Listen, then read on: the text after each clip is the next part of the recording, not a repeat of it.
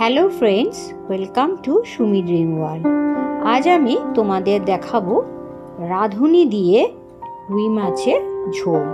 এটা খেতে খুব টেস্টি হয়, একদম অন্যরকম স্বাদেরও হয়। এটা আমার মায়ের দেওয়া একটা রেসিপি। আমরা যখন ছোট ছিলাম, মা যখন এভাবে রান্না করতো তখন আমরা খুব চেটেপুটে খেতাম। একবার তোমরা করে দেখো এইভাবে, আশা রাখছি ভালো লাগবে। তো দেরি না করে চলো দেখা যাক কিভাবে আমি করছি।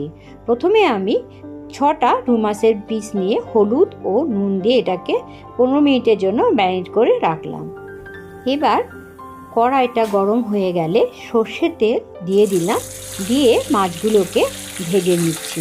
মাছগুলো যেহেতু একটু মোটা করে পিস করা এবং বড় পিস, সেজন্য আমাকে মিডিয়াম আঁচে একটু ভাজতে হবে, যাতে ভেতরটাও ভালো মতন ভাজা হয়ে যায়। তো এভাবে আমি উল্টে পাল্টে দিয়ে সব মাছগুলোকে ভেজে নেব।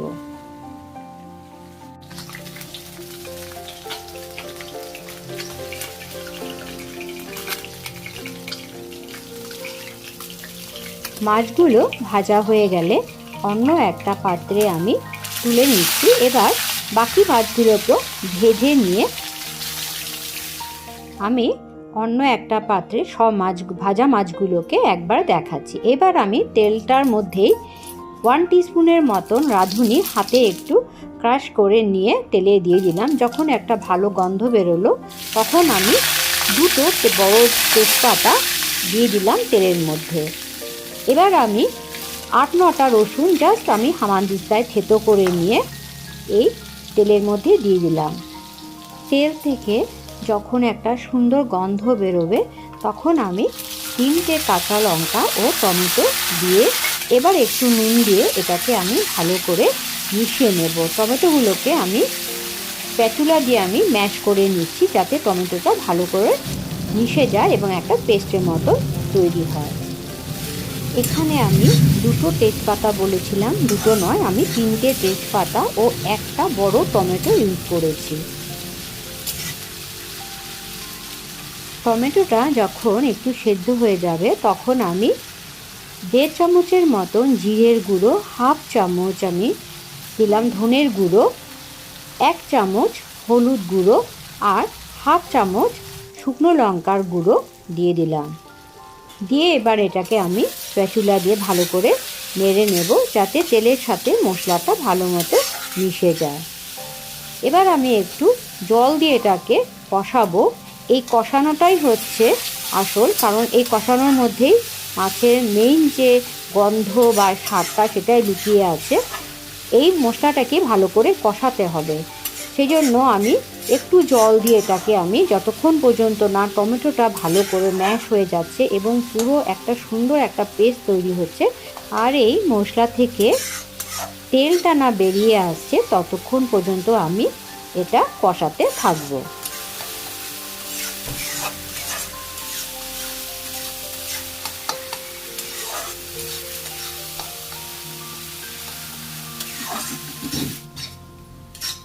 এইভাবে কষাতে কষাতে অলরেডি দেখো মশলা থেকে তেলটা বেরিয়ে এসছে, তার মানে মশলাটাও হয়ে গেছে আর একটা খুব সুন্দর গন্ধও বেরিয়েছে।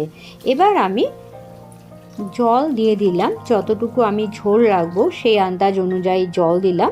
তোমরা যতটুকু ঝোল রাখবে সেই অনুযায়ী জলটা দিও। মাছের এই প্রিপারেশনটাতে ঝোল ঝোল রাখলে ভালো লাগে। তো এবার আমি আন্দাজ অনুযায়ী আমার মতন নুন দিয়ে দিলাম। আর এখানে ঝাল তোমরা যে যেরকম ভালোবাসো সেই অনুযায়ী লঙ্কার গুঁড়ো দিও। তো মাছের ঝোলটা যখন ফুটে উঠেছে তখন আমি মাছগুলোকে, ভাজা মাছগুলোকে এখানে ছেড়ে দিচ্ছি। যতক্ষণ পর্যন্ত না এই ঝোলটা মাছের মধ্যে ভালো মতো ঢুকে যায় আর মাছটা ভালো মতো সেদ্ধ হয়ে যায়, ততক্ষণ পর্যন্ত আমি এটা কুক করতে থাকবো মিডিয়াম আঁচে গ্যাসের ফ্লেমটা রেখে। 7 থেকে 8 মিনিট কুক করার পর মাছের ঝোলটা হয়ে এসেছে। তো আমি ঠিক নামানোর আগে কাঁচা লঙ্কাটা আমি দিয়ে দিয়েছি। এটা অপশনাল, তোমরা নাও দিতে পারো, দিলে ভালো লাগে খেতে, একটা সুন্দর গন্ধও হয়। তো হয়ে এসেছে, এবার আমি গ্যাসের ফ্লেমটাকে অফ করে দেব। একবার তোমরা এভাবে বানিয়ে দেখো, খুব ভালো লাগে আর গন্ধটা খুব সুন্দর হয়। এখানে কিন্তু প্লিজ ধনেপাতা দিও না, ধনেপাতা দিলে যে রাঁধুনি আর রসুন আর তেজপাতার যে গন্ধটা সেটা কিন্তু চলে যাবে। তো এবার আমি নামিয়ে নিচ্ছি। এটা খেতে খুব অসাধারণ হয় এবং খুব টেস্টি হয়। একবার তোমরা এইভাবে বানিয়ে দেখো, এটার গন্ধটাই আলাদা। ধনেপাতা দিলে অন্যরকম একটা গন্ধ হয়ে যায়, ভালো লাগে না। এটা আমার মা বানাতেন, খুব ভালো লাগতো আমাদের খেতে। বিশেষ করে মাগুর মাছ, শিঙি মাছ, শোল মাছ, এই মাছগুলোতে এই ধরনের রান্না করলে ভালো লাগে, এইভাবে রান্না করলে। তো আশা রাখছি ভিডিওটা ভালো লেগেছে। ভালো লেগে থাকলে একটা লাইক, শেয়ার ও সাবস্ক্রাইব করে দিও। তোমাদের একটা সাবস্ক্রাইব আমাকে অনেকটাই মোটিভেট করে। নমস্কার, ভালো থেকো।